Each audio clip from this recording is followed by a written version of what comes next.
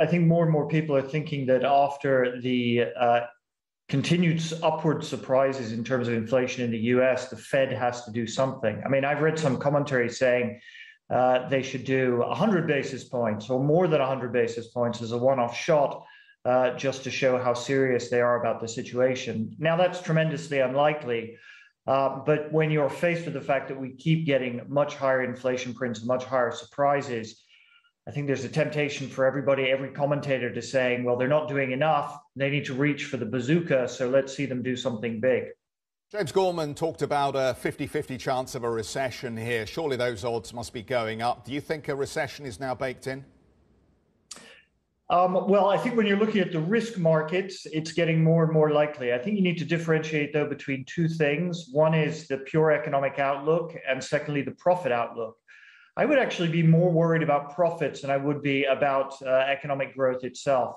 We've been in a 25-year, 30 trend of profits always rising as a percentage of GDP. I think that's more or less finished, with lots of global trends in terms of deglobalization, reshoring, higher energy costs, higher input costs, higher wage levels. So I think that no matter what happens in terms of the economic outlook, and yes, the likelihood of an economic recession is mounting, the likelihood of a profit recession is mounting a lot faster. Guy, do you think it's fair to say that Jay Powell has a huge challenge this week when it comes to communication? One, he needs to anchor expectations around inflation, that the interest rate story will do enough to tackle rising prices. And number two, to get ahead of this narrative now, as you see more and more CEOs concerned about some form of recession downturn coming. Well, I think it's not just, if it were only a communication problem, that would be nice. I mean, I think it's a real problem as to what to do, because there are some signs of the economy beginning to weaken.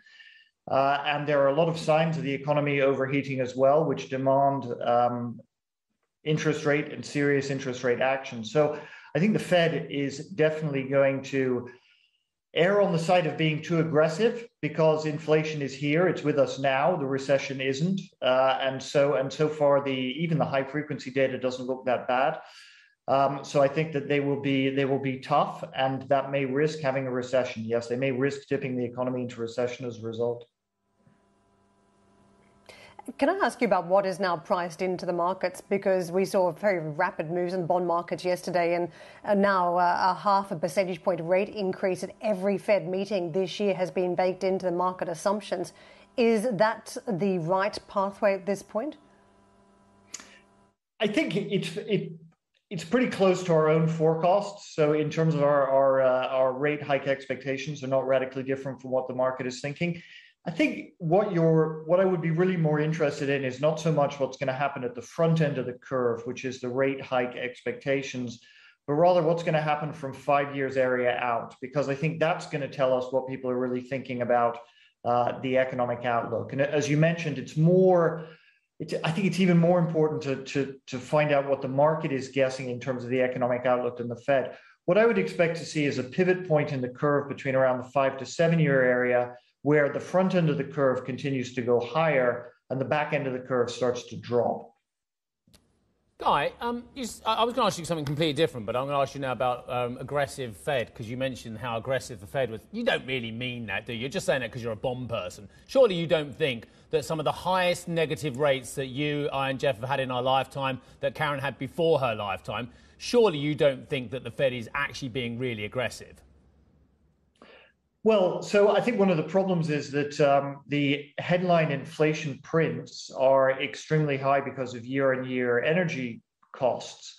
And I don't know whether that's quite the right way to be thinking about real rates, whether we should be thinking about real rates in terms of underlying inflation expectations or longer-term inflation expectations.